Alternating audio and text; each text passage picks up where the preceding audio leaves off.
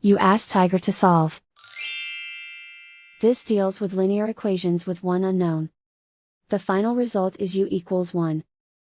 Let's solve it step by step. Group all u terms on the left side of the equation. Subtract 15u from both sides. Group like terms.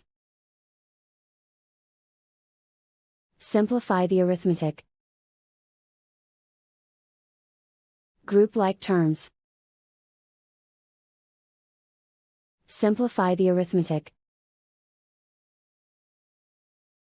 Group all constants on the right side of the equation. Subtract 28 from both sides. Simplify the arithmetic.